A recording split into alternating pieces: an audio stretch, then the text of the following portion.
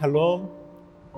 오늘도 하나님의 말씀으로 하루를 시작할 수 있음에 감사드립니다.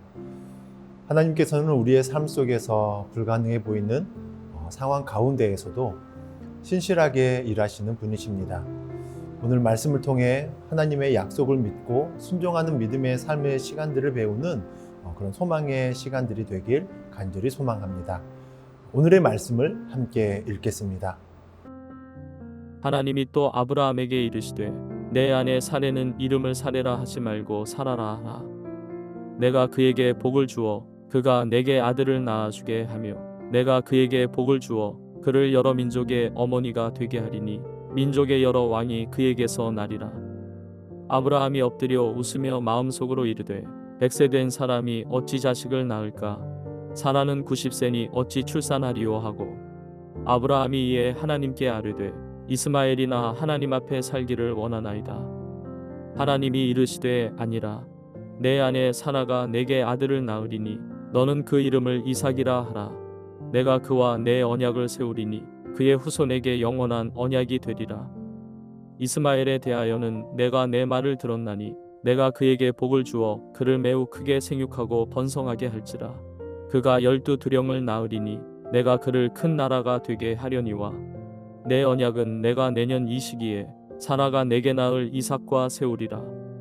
하나님이 아브라함과 말씀을 마치시고 그를 떠나 올라가셨더라.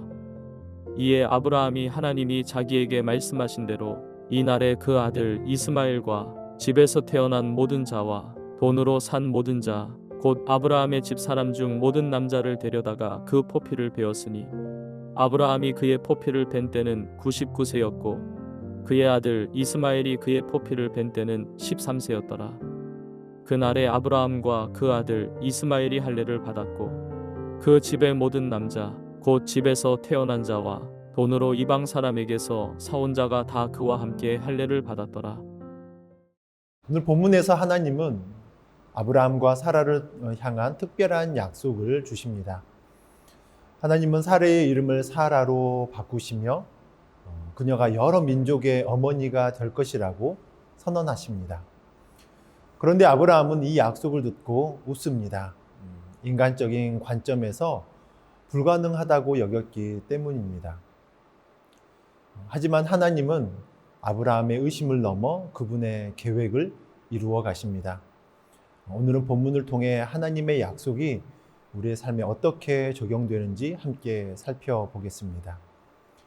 하나님의 약속은 우리 인간의 한계를 뛰어넘습니다.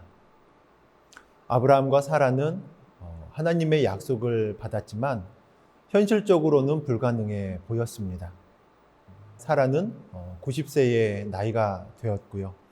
이미 여성으로서 생리적인 기능이 멈춘 상태였습니다. 하지만 하나님께서는 불가능이 없습니다. 인간의 한계를 뛰어넘어 하나님의 약속을 이루십니다. 오늘 본문 19절에서 하나님은 이렇게 말씀합니다. 내 아내 사라가 내게 아들을 낳으리니 너는 그의 이름을 이삭이라 하라 라고 말씀합니다. 하나님은 분명히 사라를 통해 아들을 주시겠다라고 약속하셨고 그 이름마저 미리 정하셨습니다. 우리 삶에도 이런 순간들이 있습니다. 현실을 보면 도무지 가능성이 없어 보이고 기도하는 것이 헛되게 느껴질 때가 있습니다. 그러나 하나님은 우리의 상황을 뛰어넘어 일하시는 분이십니다. 그분은 전능하시며 말씀하시는 것을 반드시 이루십니다. 중요한 것은 우리의 시선이 현실이 아니라 하나님의 능력에 고정되어야 한다라고 하는 점입니다. 또한 믿음이 없는 그런 웃음에서 감사의 순종으로 우리의 삶을 완전히 새롭게 바꾸어 주십니다. 아브라함은 하나님의 약속을 듣고 헛웃음을 지었습니다. 그는 아내 사라의 몸과 자신의 나이를 생각하며 현실적인 조건에 갇혀 있었습니다. 하지만 하나님은 그런 아브라함을 단호히 바로잡으시며 약속을 반복하셨습니다. 아브라함은 처음에는 의심했지만 결국 하나님의 말씀에 순종하기로 결단했습니다. 그는 하나님이 명령하신 대로 자신의 집안 모든 사람에게 할 일을 행하였습니다. 이는 아브라함의 믿음이 단순한 지식이 아니라 행동으로 이어지는 것임을 보여주고 있습니다. 우리도 때로는 하나님의 뜻을 이해하지 못하거나 우리의 의심과 걱정으로 인해 순종하지 못할 때가 있습니다. 하지만 하나님은 우리를 기다리시며 또 믿음의 자리로 이끌어 주십니다. 우리의 순종은 하나님을 향한 믿음의 고백이며 그분의 약속을 신뢰한다라고 하는 표시가 되겠습니다. 하나님께서는 이 믿음의 순종이 그 새 역사를 이루어갈 수 있도록 이끌어 주십니다. 아브라함이 순종했던 가장 중요한 이유는 하나님께 대한 믿음 때문이었습니다. 그는 자신의 현실적인 조건과 불가능한 상황보다 하나님의 신실하심을 더 크게 믿었습니다. 그래서 오늘 본문에서 하나님은 아브라함에게 이삭을 약속하시면서도 그의 아들 이스마엘도 복을 받을 것이라고 말씀합니다. 하나님은 이방인과 모든 민족에게도 은혜를 베푸시지만 특별히 언약을 통해 이삭의 후손에서 예수 그리스도가 오시도록 계획하셨습니다. 우리의 삶에도 하나님의 약속이 있습니다. 때로는 그 약속이 현실적으로 불가능해 보이더라도 우리가 믿음으로 순종할 때 하나님의 역사는 이루십니다. 우리의 작은 순종이 하나님의 큰 계획을 이루는 도구가 됩니다. 우리 하나님의 약속을 믿고 순종하며 나아가길 원합니다. 사랑하는 성도 여러분, 하나님은 우리를 통해 크고 놀라운 일을 이루시길 원하십니다.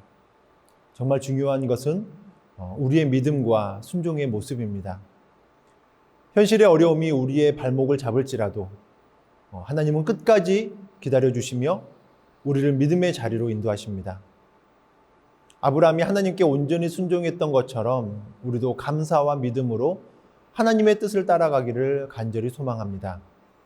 전능하신 하나님을 신뢰하며 그분의 약속을 믿고 순종함으로 우리의 삶에 하나님의 역사가 이루어지길 간절히 기도합니다. 함께 기도하겠습니다.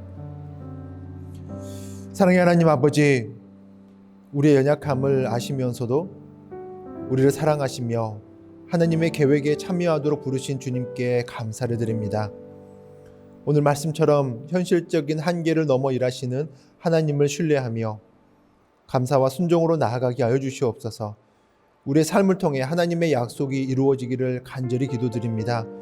아버지 하나님, 놀랍게 일하시며 우리들은 또한 아버지 하나님 앞에 정말 적극적으로 순종하며 충성된 모습으로 살게 하여 주시옵소서.